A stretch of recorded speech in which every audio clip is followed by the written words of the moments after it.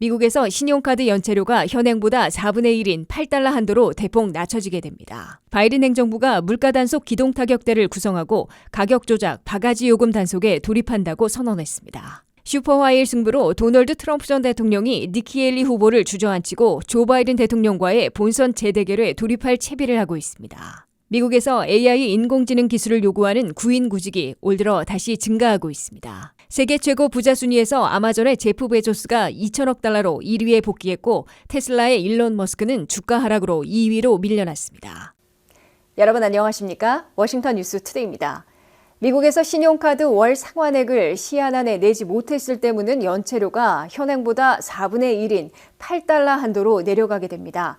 연방정부의 새로운 8달러 한도 규정이 5월이나 6월부터 시행되면 신용카드 사용자 4,500만 명은 연체료 인하로 한 해에 100억 달러, 한 개당 220달러를 절약하게 될 것으로 보입니다. 김미연 기자가 보도합니다. 터무니없는 수수료, 즉 정크피드를 없애겠다는 바이든 행정부가 이번에는 신용카드 연체료 8달러 한도를 제시했습니다. 바이든 행정부의 CFPB, 즉 소비자 금융보호국은 5일 발표한 새 규정 개정을 위한 1차 제안에서 신용카드 월 상환액을 듀데이트, 즉 시한 안에 내지 못했을 때 부과하는 연체료를 8달러 한도로 묶기로 했다고 밝혔습니다. 현행 신용카드 연체료는 평균 32달러이므로 새 규정이 시행되면 4분의 1인 8달러로 대폭 낮춰지게 됩니다. 소비자금융보호국은 늦은 봄인 5월이나 6월 새 8달러 한도 규정이 시행되면 신용카드 사용자들은 연간 100억 달러, 신용카드당 220달러를 절약하게 된다고 강조했습니다.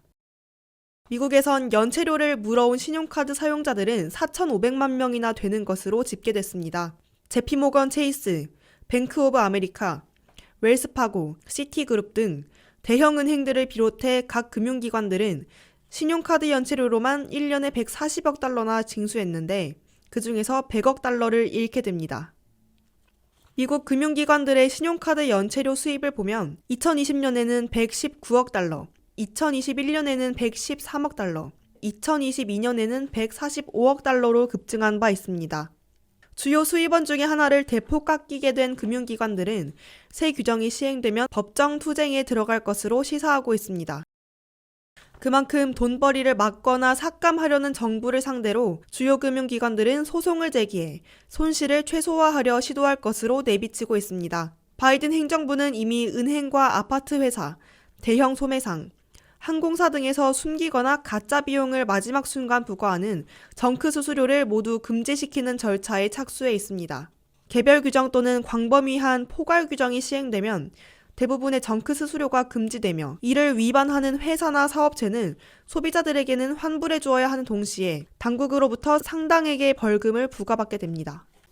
바이든 행정부가 미국민들의 체감 물가를 낮추기 위해 물가 단속 기동 타격대를 구성하고 대대적인 가격 조작, 바가지 요금 단속에 돌입한다고 선언했습니다.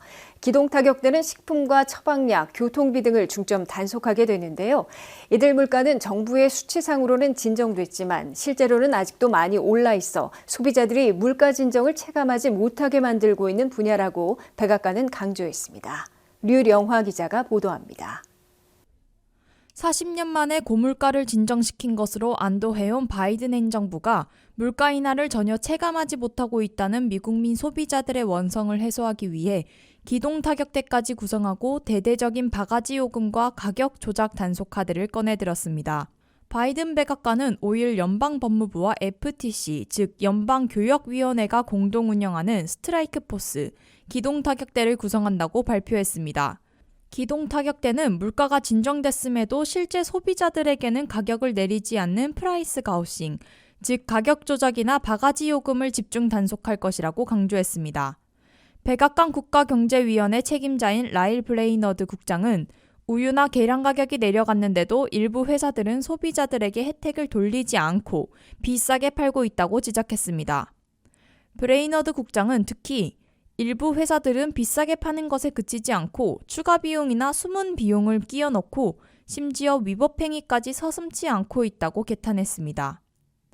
바이든 백악관은 40년 만에 고물가가 3분의 1 수준으로 진정됐는데도 식품이나 처방약, 교통비, 주거비 등은 전체 평균보다 2~3배 더 올랐고 오히려 가격이 내리지 않아 소비자들이 물가 인하를 체감할 수 없는 상황이라며 이를 대대적으로 단속하려는 이유를 설명했습니다. 백악관은 이번 물가 단속을 위한 기동 타격대 구성은 새로운 불공정 관행과 부당 가격과의 새로운 전쟁에 돌입하게 됨을 의미한다고 강조했습니다. 미국의 인플레이션은 2022년 6월 기준 CPI 소비자 물가가 9.1%까지 치솟아 41년 만에 최고치로 정점을 찍었다가 11차례 기준금리를 5% 이상 올린 여파로 올 1월에는 3.1%까지 진정됐습니다.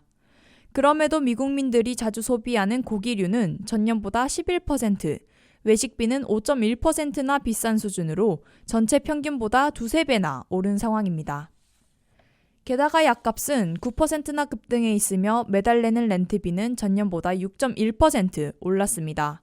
이 때문에 미국 서민들은 여전한 생필품과 주거비에 대한 고물가, 그리고 고금리까지 겹쳐 이중고를 겪고 있다고 불만을 토로했습니다. 여기에 민간 회사들이 상당수 상품의 양을 줄이는 슈링크플레이션, 추가 비용과 숨은 비용 등 이른바 정크 수수료까지 끼워 넣고 있어 소비자 불만을 폭발시키고 있습니다.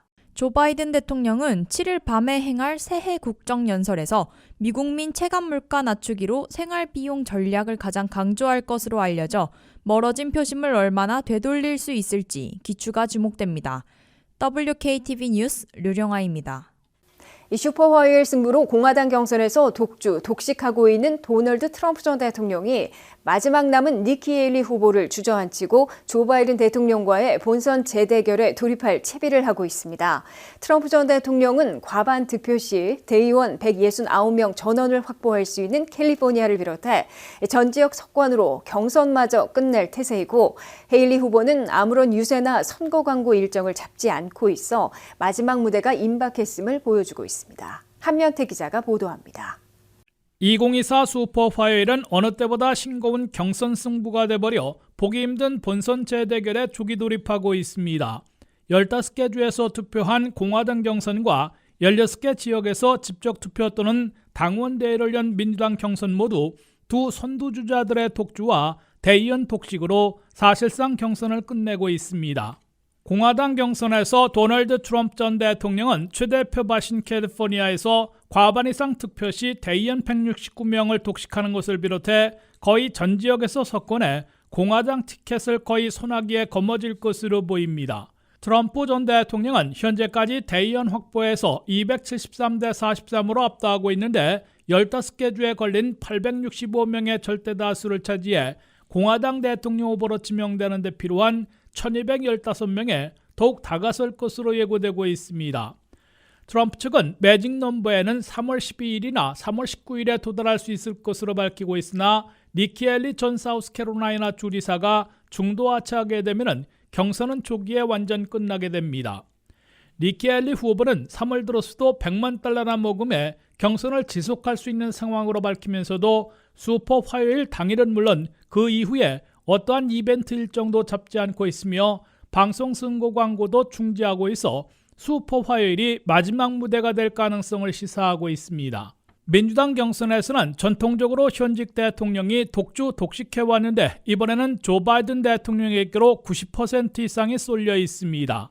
이에 따라 리매치, 재대결을 피할 수 없게 되는 바이든 대통령과 트럼프 전 대통령은 경선 대신에 본선 맞대결에 조기 돌입한 태세를 보이고 있습니다. 바이든 대통령은 7일 밤 9시 새해 국정연설을 하고 다음 날인 8일에는 펜실베니아, 9일에는 조지아를 방문해 격전지 표심 잡기에 전력 투구할 계획입니다. 이에 맞서 트럼프 전 대통령도 같은 날인 9일 6대 경합지 중 한 곳으로 꼽히는 조지아를 방문해 바이든 대통령과 국경 맞대결에 이어 불꽃 튀는 배틀그라운드 격전을 시작하게 됩니다. 6대 경합지의 각 여론조사들을 리얼 클리어 폴리틱스가 종합한 결과 5일 현재 바이든 대통령은 고향이자 최대 표밭 펜실베니아에서만 0.8포인트 차로 우세하고 위스콘신에서 1포인트 차 접전을 벌이고 있을 뿐 미시간 3.6, 조지아 6.5, 애리조나 5.5, 네바다 7.7포인트 차로 트럼프 전 대통령에게 밀리고 있습니다. WKTV 뉴스 한면택입니다. 미국에서 AI 인공지능 기술을 요구하는 자포스팅, 구인구직이 올 들어 다시 늘어나고 있습니다. 2018년 이후 AI 자포스팅은 숫자로는 캘리포니아가 17만 개로 가장 많고 버지니아가 4만 5천 개로 5위를 기록했으며 전체 구인에서 차지하는 비율로는 워싱턴 DC가 1.72%로 가장 높고 버지니아가 2위, 메릴랜드가 7위를 차지한 것으로 나타났습니다. 안혜린 기자의 보도입니다. 미국을 포함해 전 세계에서 대세로 자리 잡고 있는 AI 인공지능 관련 일자리가 증가하고 있는 데 맞춰 AI 기술을 요구하는 자포스팅, 구인도 올 들어 다시 늘어나고 있다고 악시오스가 5일 보도했습니다. 올 1월 한 달 동안 AI 기술을 요구한 자포스팅, 구인은 1만 400개로 집계됐습니다. 이는 지난해 5월 8,600개로 급감했다가 다시 회복되고 올 들어 첫 달부터 증가세를 이어간 겁니다.